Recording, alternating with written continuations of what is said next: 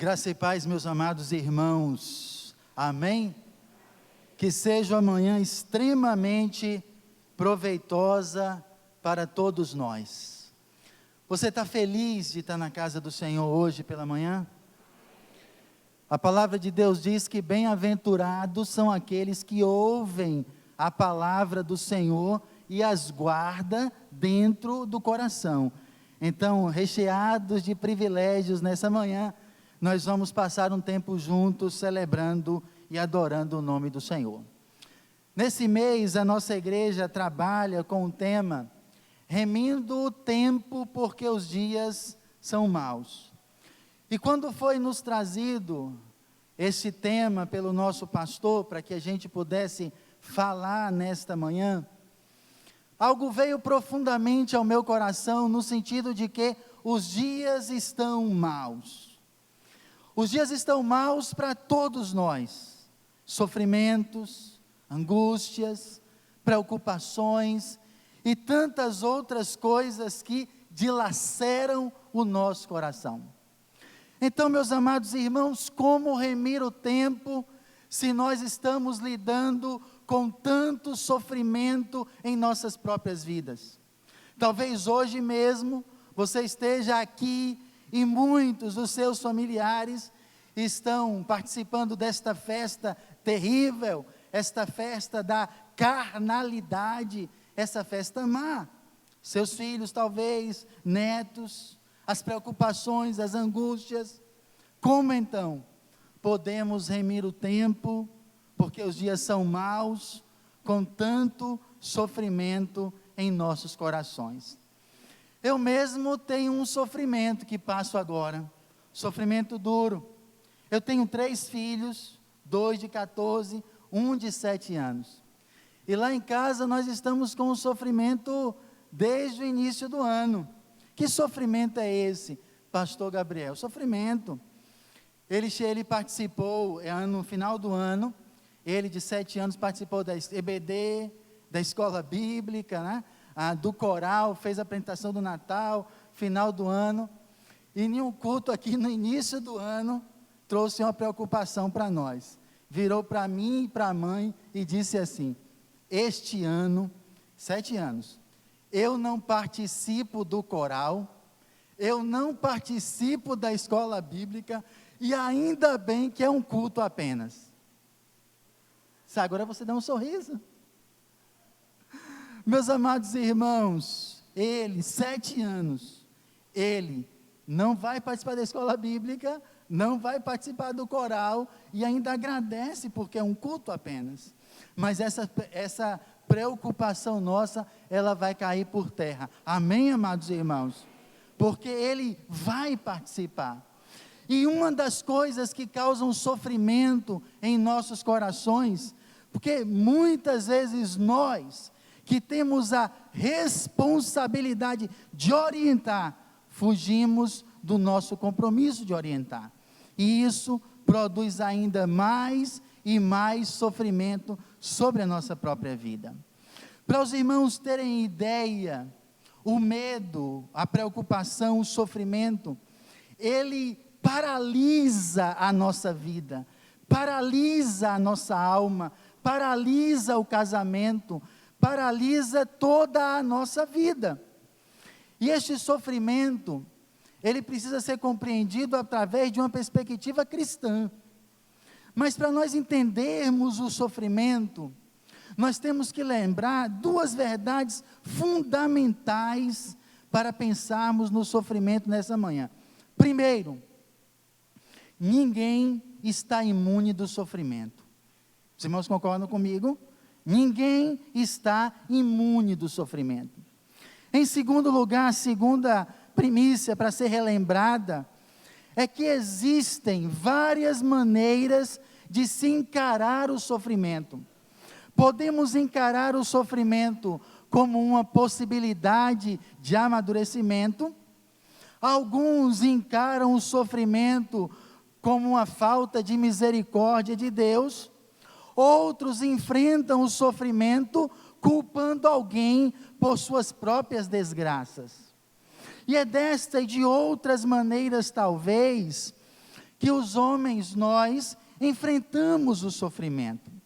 Agora, se nós vamos para a Bíblia, um personagem extremamente profundo em nossa doutrina cristã, ele passou por inúmeros sofrimentos.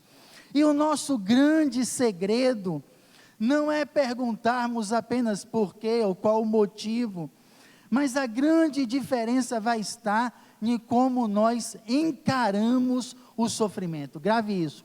A grande diferença fará em nossa vida quando nós identificarmos como nós encaramos o nosso sofrimento. Qual é a perspectiva do nosso sofrimento? Qual é o olhar que eu ponho sobre o meu sofrimento?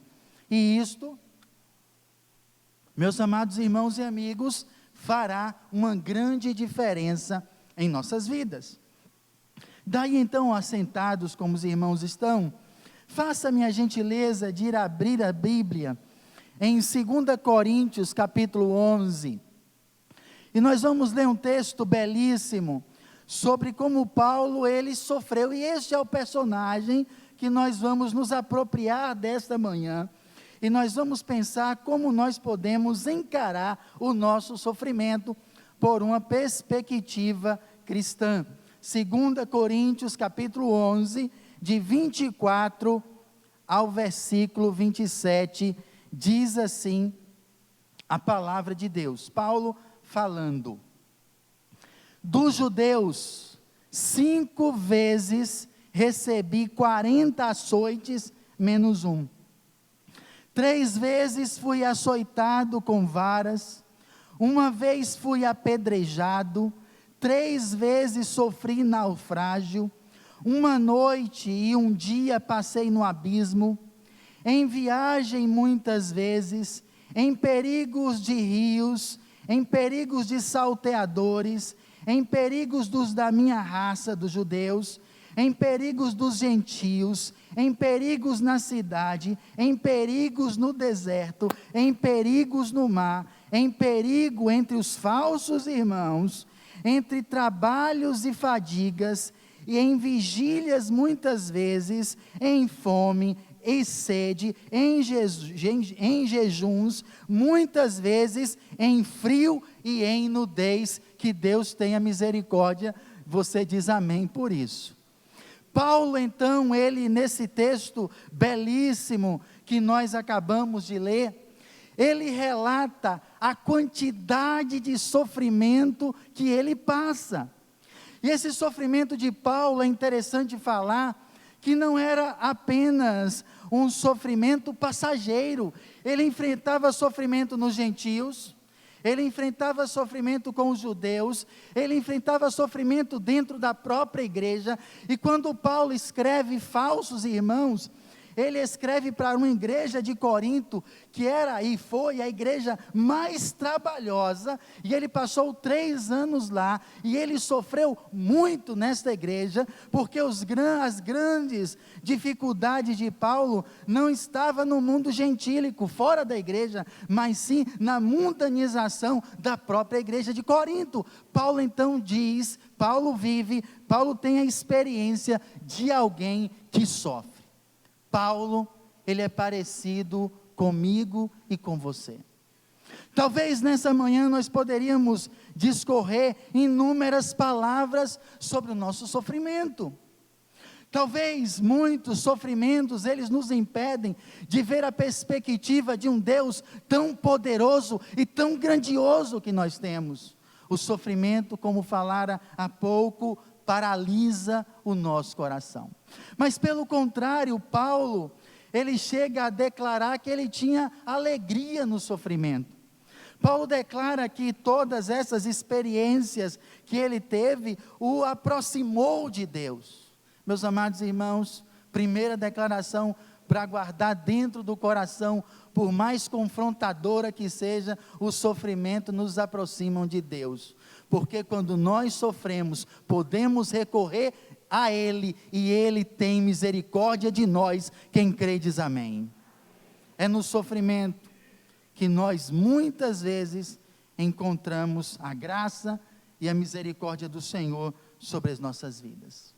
Mas, meus amados irmãos, Paulo então, ele olha para o futuro. E há um segundo texto também, em 2 Coríntios capítulo 12, que ele vai demonstrar para nós, através do Espírito Santo, como é que ele labuta, como ele lida com o sofrimento, porque experiência de sofrimento ele tinha aí muito, ele tinha essa experiência.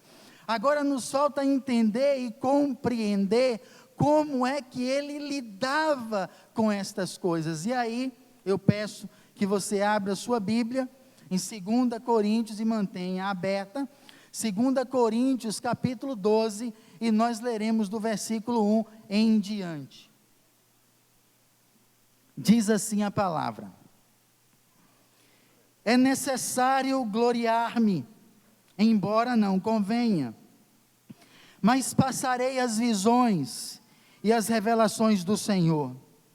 Conheço um homem em Cristo, que há 14 anos, se no corpo não sei, se fora do corpo não sei, Deus o sabe, foi arrebatado até o terceiro céu. Sim, conheço o tal homem, se no corpo, se fora do corpo não sei, Deus o sabe, que foi arrebatado ao paraíso, e ouviu palavras inefáveis, as quais não é lícito ao homem referir. Desse tal me gloriarei, mas de mim mesmo não me gloriarei, senão nas minhas fraquezas. Pois se quiser gloriar-me, não serei insensato, porque direi a verdade, mas abstenho-me, para que ninguém pense de mim, além daquilo que em mim vê, ou de mim ouve.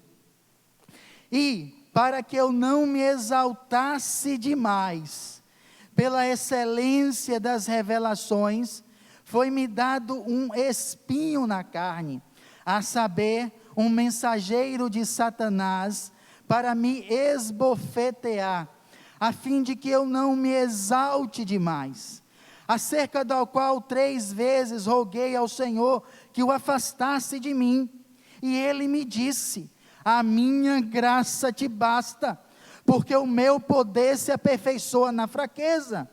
Por isso, de boa vontade antes, me gloriarei nas minhas fraquezas, a fim de que repouse sobre mim o poder de Cristo, pelo que sinto prazer nas fraquezas, nas injúrias, nas necessidades, nas perseguições, nas angústias, por amor de Cristo, porque quando estou fraco, então é que eu estou forte. Louvado seja o Senhor pela sua palavra. Paulo, meus amados irmãos, ele sofria então de algo que lhe atormentou toda a sua vida. Alguns estudiosos dizem, alguns teólogos dizem, que era um problema de visão que Paulo tinha.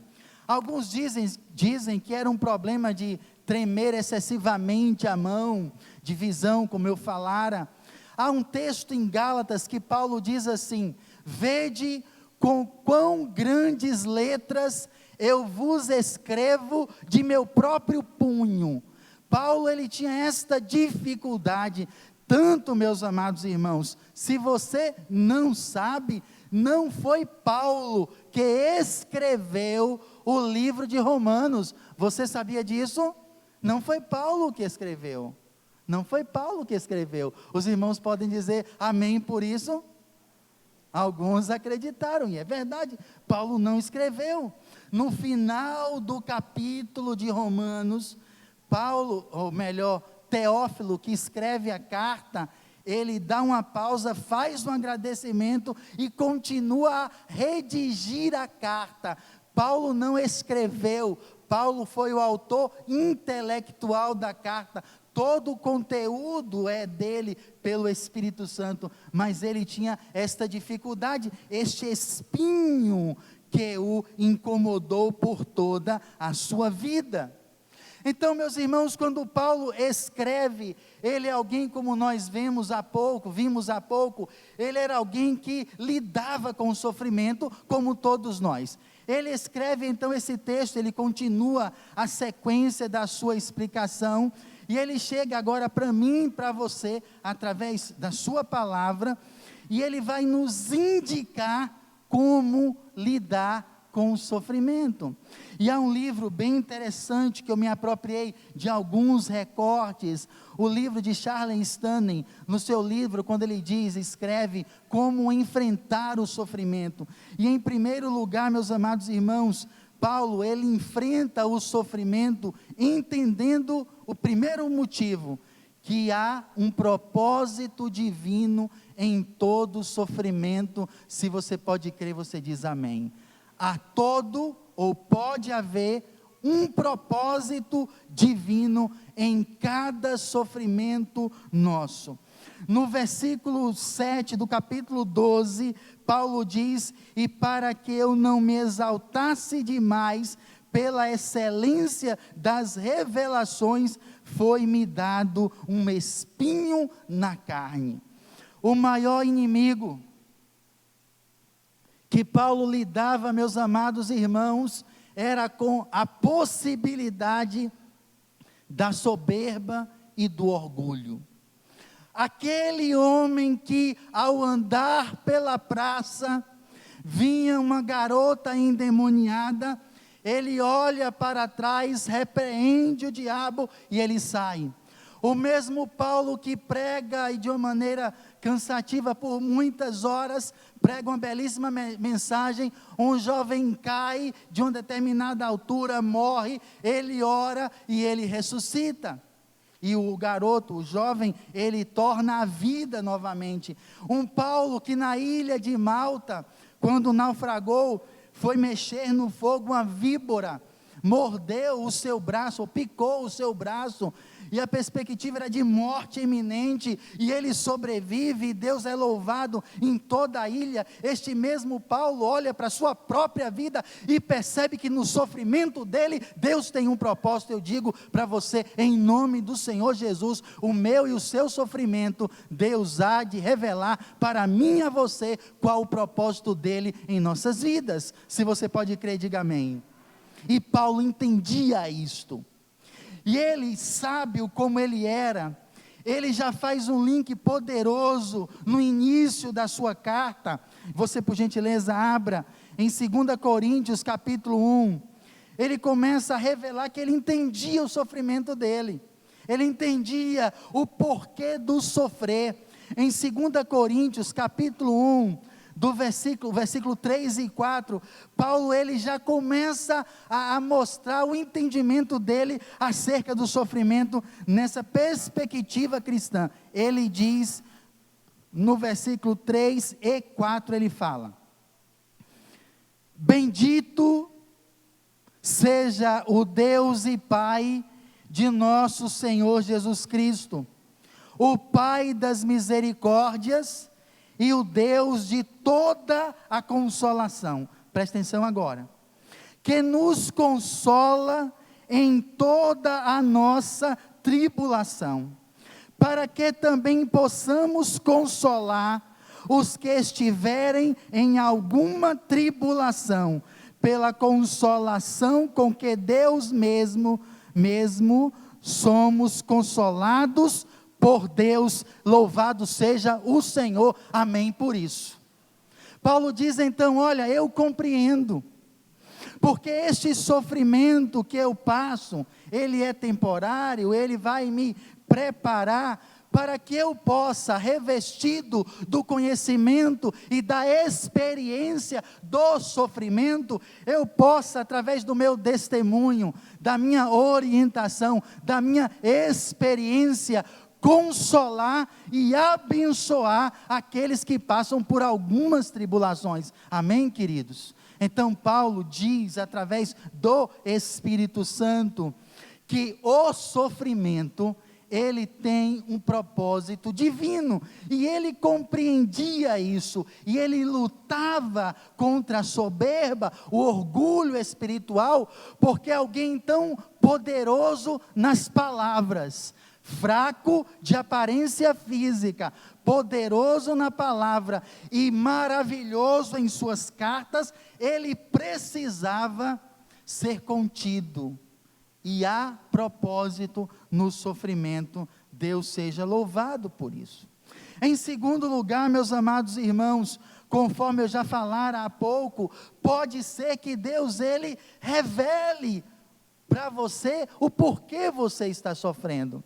Porque a grande questão não é como nós a grande questão é como nós olhamos e enfrentamos os nossos sofrimentos. Qual é a nossa perspectiva?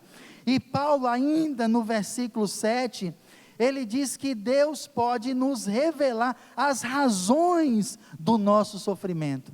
Meus amados irmãos, quando nós sofremos, nós somos dependentes de Deus e de sua palavra. Se você crê, isso é uma experiência maravilhosa. Teve uma, não sei se eu já contei aqui, vou contar de novo.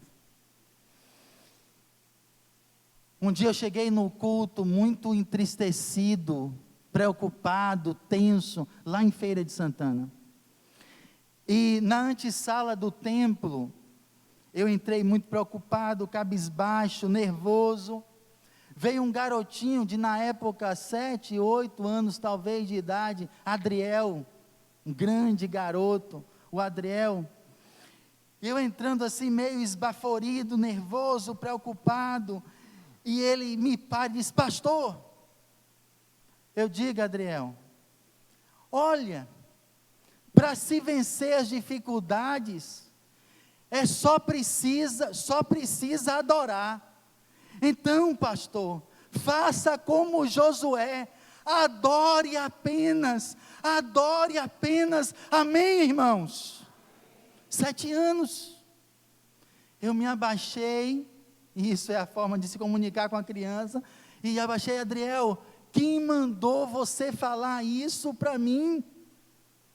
Foi Deus, pastor, que mandou, você só precisa adorar. E em lágrimas, e em profunda contrição espiritual, ocupei o púlpito naquela manhã de domingo, na certeza de que as minhas tribulações, de que as minhas angústias têm um propósito, e o propósito naquela manhã, das minhas angústias em meu coração, era demonstrar que Deus se preocupava comigo, e Ele me acompanhou, e Ele me tocou, antes de eu assumir um dos lugares mais importantes, que é o púlpito dentro da casa do Senhor. Tenha certeza de uma coisa nesta manhã, dentre várias certezas, Deus, Ele pode revelar para você, os seus porquê, o seu sofrimento nesta manhã. Terceiro lugar, meus amados irmãos, o sofrimento, meus irmãos, pode ser um dom de Deus. Abra por gentileza 1 Coríntios 9, 27. 1 Coríntios 9, versículo 27. Olha que coisa belíssima.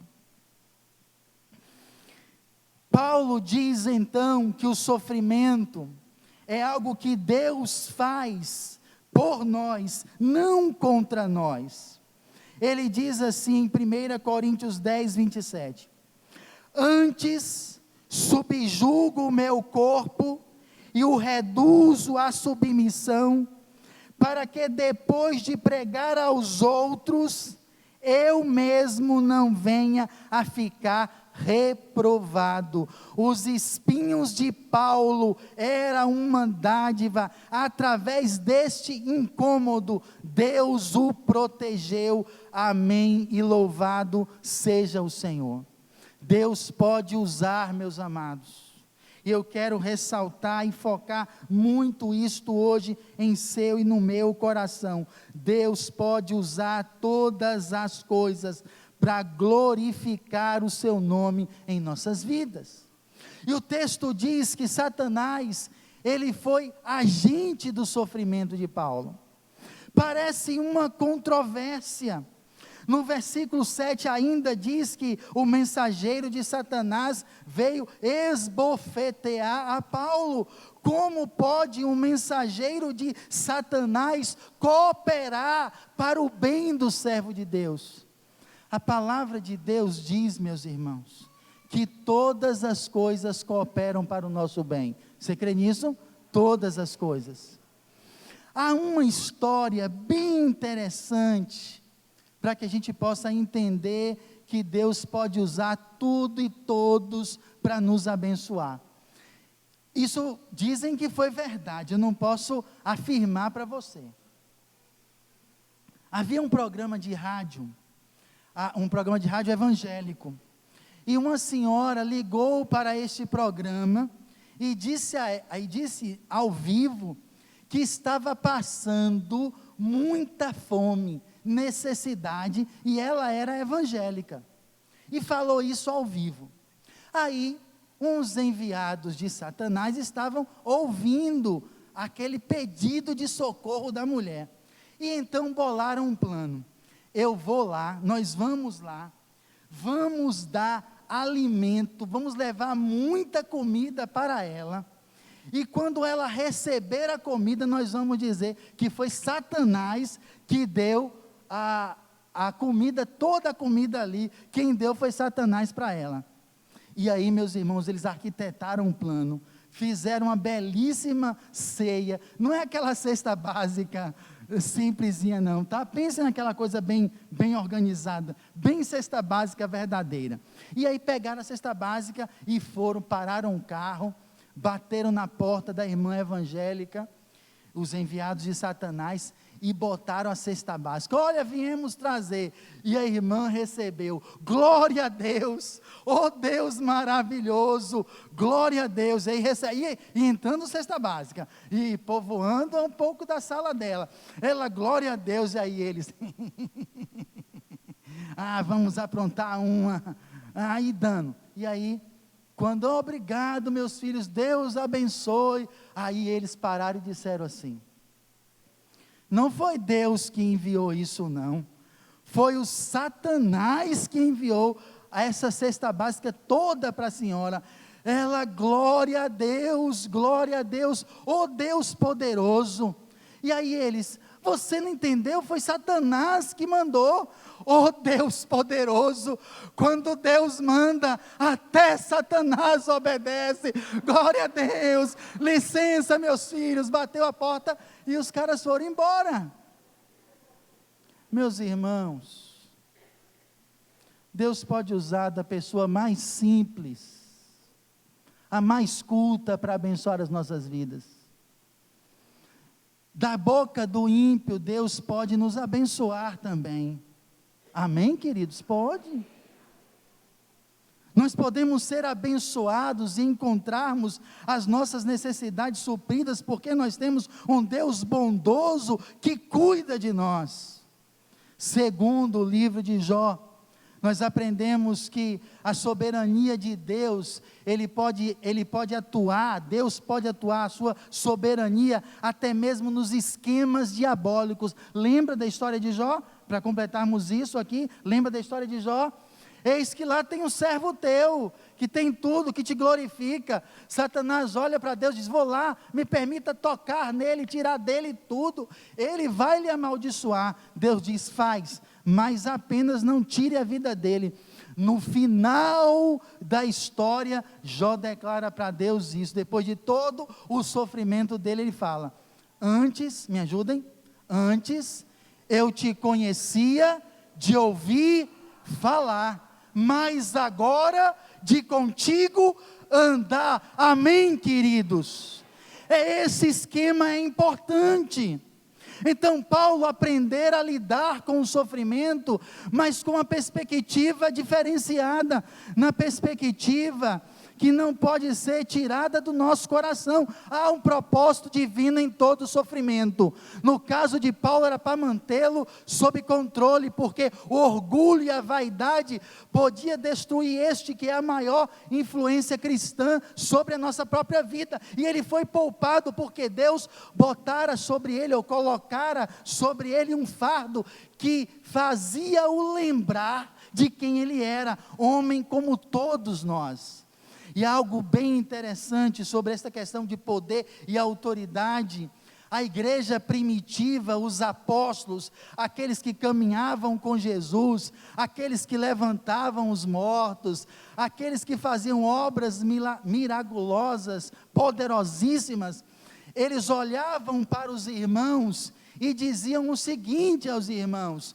Os apóstolos diziam para os irmãos, eles falavam: nós somos os primeiros entre os iguais. Entenderam a diferença? Sem soberba, sem autonomia assim de grandiosidade, nós, apóstolos, somos os primeiros entre os iguais. Então, meus amados irmãos, Deus nos ajudará e nos abençoará e pode converter o nosso sofrimento em um motivo de glorificação do seu nome. Se você crê, diz amém. No versículo 9 há algo interessante também. Paulo, ele entendia o propósito, tudo o que eu já falara há pouco, mas ele olha e ele escreve no versículo 9 algo muito poderoso. Ele diz que Deus disse a ele: a minha graça te basta, porque o meu poder se aperfeiçoa na fraqueza. A resposta que Deus deu a Paulo não era a que ele esperava, que era a remoção do seu sofrimento, mas ele queria que Paulo entendesse que apesar do sofrimento, Deus não o abandonará. Deus não nos abandonará em nosso sofrimento.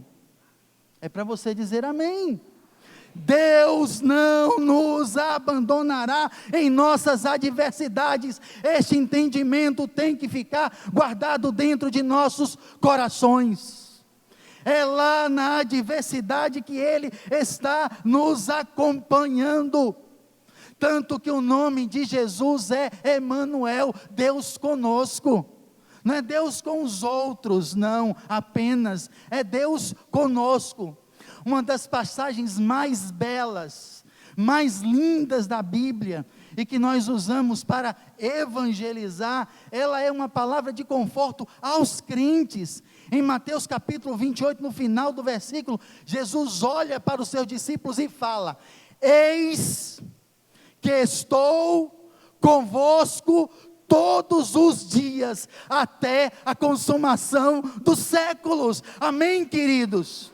É para mim e para você, quando tivermos em meio à tribulação, ao nosso sofrimento, olharmos e lembrarmos dos textos da palavra do Senhor, a garantia que Jesus disse que estaria conosco todos os dias.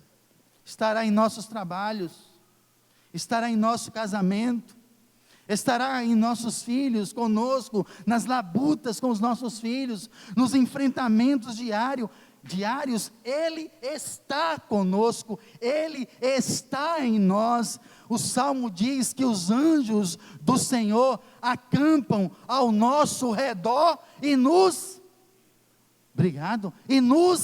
livra. Temos o Senhor em nós, os anjos ao nosso redor, e nós temos o nosso adversário, que segundo Pedro diz que o diabo, o nosso adversário, anda bramando como um leão, buscando a quem possa tragar. Ele anda ao nosso derredor, rugindo, buscando estratégias, buscando meios, formas para nos tirar da presença do Senhor. Mas a palavra de Deus diz que Ele está em nós, está conosco e nós estamos revestidos de toda espécie de anjos para nos proteger, acampando ao nosso redor, porque ao derredor está o nosso adversário. Meus amados irmãos, Deus é soberano, e uma das palavras mais belas de Jó, ainda pensando que Deus nos conforta em nosso sofrimento, em nossas adversidades, Jó dá uma palavra belíssima quando diz assim: eu sei que tudo podes, e que ninguém pode frustrar os seus planos. Você crê nisso? Você crê, eu creio, nós precisamos crer nisto. Jó entendeu, e ele entendia e sabia que nenhum plano de Deus poderia ser frustrado. Ainda pensando, outra reflexão: a graça de Deus é suficiente para nós nas horas do sofrimento. O que é a graça senão a provisão de Deus para cada uma de nossas necessidades? É o que Deus nos dá, mesmo sem nós merecermos. Há um hino maravilhoso do cantor cristão, que diz assim: maravilhosa graça, maior do que o meu pecar. Esta graça é tão maravilhosa, que em meio ao sofrimento, nós não estamos sozinhos. Meus amados irmãos, quase concluindo, o que determina a nossa alegria então? Algumas vezes nós somos motivados a olhar a vida ao nosso redor e a não ver perspectivas de mudança. Olhamos para o nosso sofrimento e parece que ele é maior do que os outros. Parece que nós somos infelizes a todo momento. O que determina a vida de um indivíduo, diz Stanley, não é como aquilo que lhe acontece, mas como ele reage às coisas. Não é o que as pessoas lhe fazem, mas como você reage àquilo que fazem contra você. Porque eles podem tirar tudo de nós. Podem nos tirar a paz, podem tentar nos tirar a paz, podem nos tentar tirar a alegria, podem tirar o nosso emprego, podem tirar a nossa saúde, mas jamais tirarão a nossa confiança no poder e na fidelidade de Deus sobre nossas vidas. Se você crê, diz amém. Há pessoas, irmãos, que pensam que a felicidade está nas coisas, na casa, no carro, no trabalho, na renda. Paulo, ele afirma, e aqui não é nenhum sentido de masoquismo, mas sim de experiência espiritual poderosa com Deus, que ele afirma que a adversidade tem um papel fundamental na vida dele, e parece soar estranho, mas ele diz que mesmo passando tantas tribulações, ele era feliz. E havia um outro caso bem interessante, e esse é verídico. Havia em Teixeira de Freitas, uma cidade que eu morei, um bairro chamado Nova Teixeira, e nós fomos para lá para abrir uma congregação naquele local, um lugar muito pobre de Teixeira de Freitas. E acontecia que nós saímos e tinha uma casa que eu dava estudo bíblico, de uma senhora extremamente pobre, irmãos, extremamente pobre, a ponto de cozinhar. Se você nunca viu isso, existe, ela cozinhava não em panela, mas em lata. Ela cozinhava em lata. A casa era suja no primeiro momento, antes da igreja interferir. A casa era suja, cozinhava em lata, usava fogão improvisado para cozinhar. Mas havia algo naquela mulher que tinha dificuldade até em andar. A parede dela, se podíamos dizer parede, né? Enfim, aquela questão de taipa, ela tinha passado um cal verde, uma tinta verde.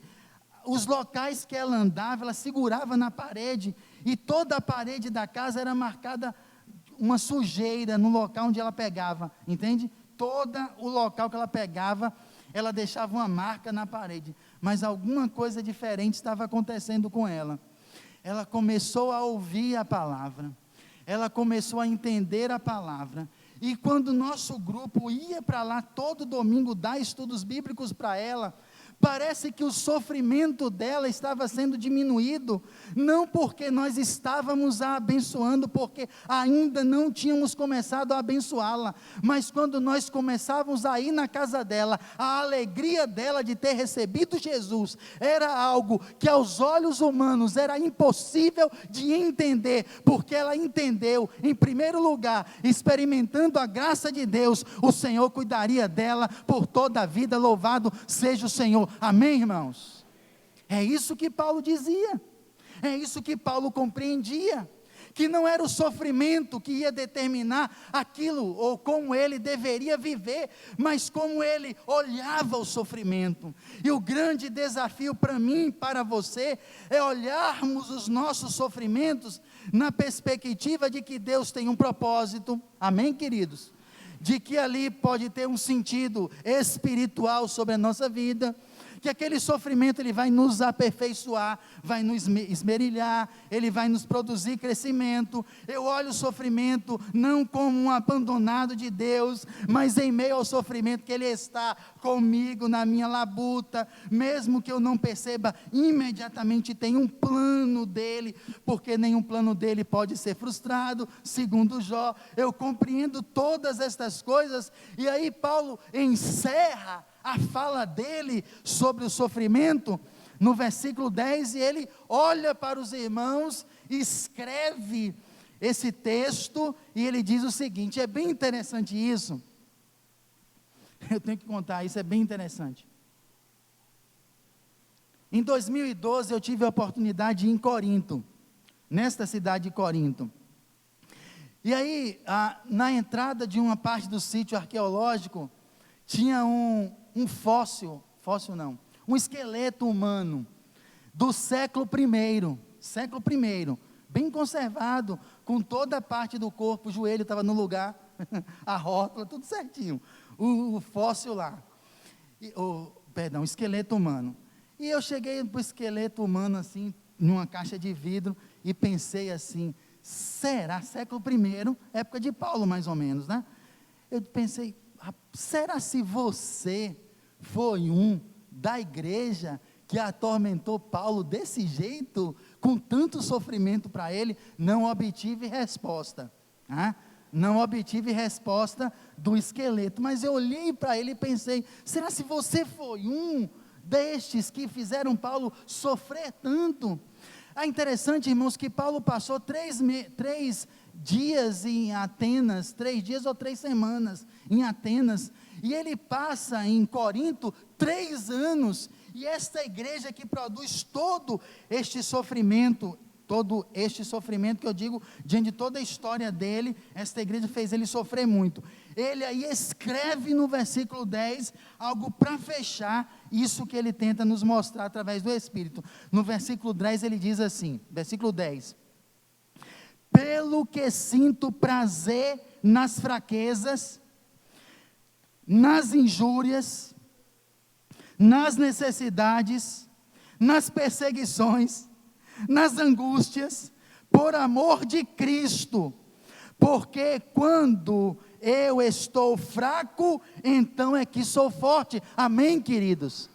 Paulo diz então que ele sentia prazer e alegria, mas aí parece algo que soa estranho aos nossos ouvidos, não mais agora, porque já entendemos o que Paulo constrói, mas ele percebe que todo o sofrimento dele é motivo de aprendizado.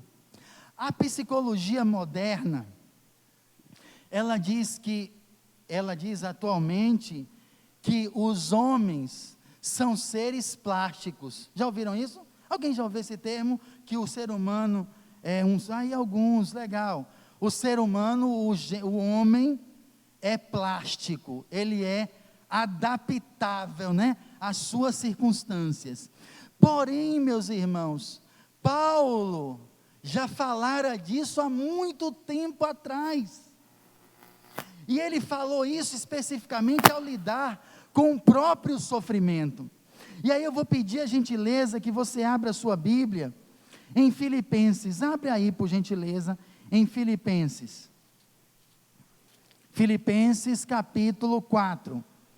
Olha que coisa interessante, coisa que as pessoas acham que é modernidade. Paulo já falara sobre isso e pensando no sofrimento, como ele lidar com esse sofrimento, com essa plasticidade toda que hoje dizem que o ser humano tem. Filipenses capítulo 4,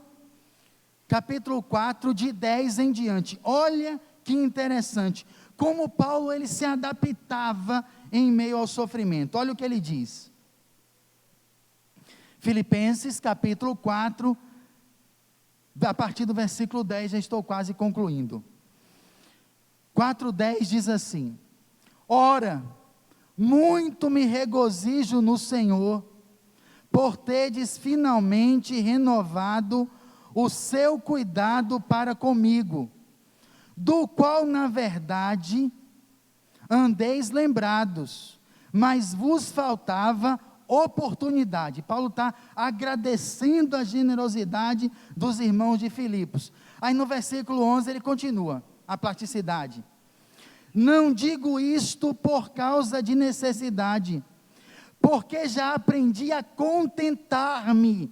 Olha esta palavra, irmãos, contentamento, com as circunstâncias em que me encontre.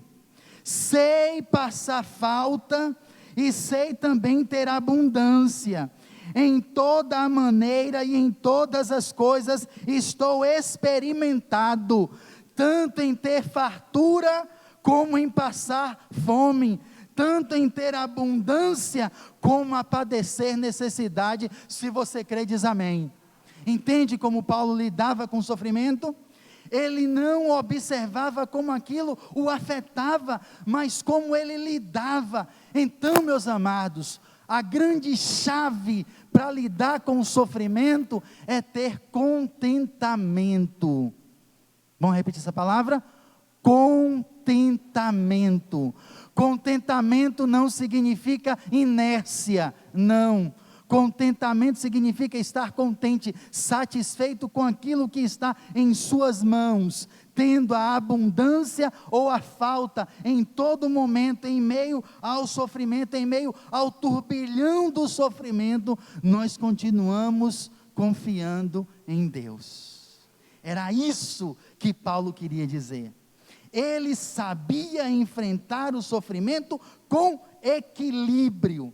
Daí, finalizando, a gente vê nos carros, ainda filipenses, as pessoas colocam: posso todas as coisas naquele que me fortalece. Há algumas camisas gospel que ainda botam esse versículo e o símbolo do super-homem. Há um livro de Russell Shedd chamado Super Crentes, onde ele trabalha esse tema sobre o empoderamento, palavra da moda, né? Empoderamento do crente, do super crente, e ele bota esse versículo, é usado como: eu posso todas as coisas, eu venço tudo, eu destruo tudo, eu piso na cabeça da serpente, nada me toca, nenhum mal chega na minha tenda. Mas quando você vai entender o que Paulo falou, Paulo está dizendo: olha, eu posso todas as coisas naquele que me fortalece, porque eu aprendi a ter contentamento. Eu estou contente. Eu já aprendi a me adaptar em todas as circunstâncias. Amém, queridos? O meu desafio e a minha oração para mim e para você nesta manhã é que possamos olhar o sofrimento como uma oportunidade do nosso crescimento. Olharmos as lidas da vida, as labutas, na perspectiva de que em meio a todas estas situações, Deus está cuidando de nós. Mesmo que falte a perspectiva humana, Paulo chega a declarar: eu não ando por vista, eu ando por fé. E fé significa ver aquilo que não podemos tocar. E é isso que vai nos motivar a enfrentar as labutas e os sofrimentos que nos são impostos por tantas circunstâncias indesejadas nessa vida. Venceremos pelo poder do Senhor que opera em nós. E a Bíblia diz que aquele que começou a boa obra em nós, Ele irá nos aperfeiçoar até o dia de Cristo Jesus. E em meio ao olho do furacão, lá no olho do furacão, você vai lembrar da palavra de Deus que diz: eu posso todas as coisas naquele que me fortalece, e eu tenho neste momento de tribulação, contentamento no Senhor, porque Ele está comigo. Fiquemos de pé, por gentileza.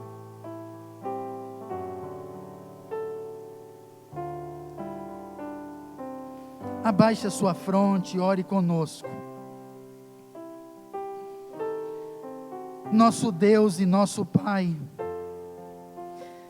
nós louvamos ao Senhor porque a Tua palavra pregada, ela cumpre o propósito para que ela foi enviada.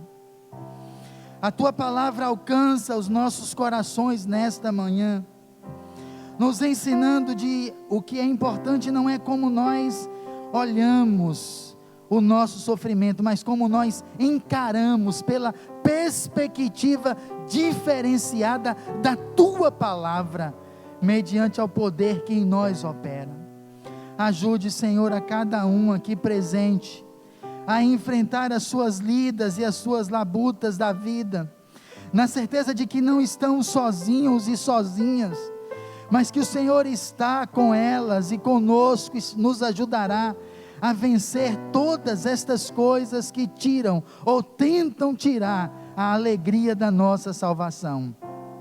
Te pedimos também por nossa cidade, Pai, aonde tantas pessoas nesses dias apresentam sorrisos largos, abertos, em uma festa tão má e tão diabólica, festa da carnalidade, de tudo liberado, daquilo que tudo pode para eles. Mas, Pai, em meio a esta festa, invade com Teu Espírito os corações, para que se lembrem que a verdadeira liberdade, que a verdadeira paz só é encontrada quando nós reconhecemos a Cristo como Senhor e Salvador de nossas vidas. Toca a nossa cidade, guarda o nosso coração em Tua presença, e que os exemplos de Paulo, em meio ao sofrimento dele e das mazelas que ele enfrentou, nós possamos com contentamento enfrentarmos as nossas dificuldades, na certeza de que o Senhor está aperfeiçoando o nosso coração em Tua presença. Nós oramos por Tua igreja, oramos por todos que reunidos agora diante da mesa do Senhor, celebram a vitória do Senhor em nossas vidas. Nós oramos, e que o amor de Deus, nosso Pai, que a graça de Jesus Cristo, nosso Senhor, que a comunhão e as consolações do Santo Espírito de Deus esteja sobre esta igreja e sobre todo o povo de Deus espalhado pela superfície da terra, hoje e para todos sempre. Amém, amém e amém.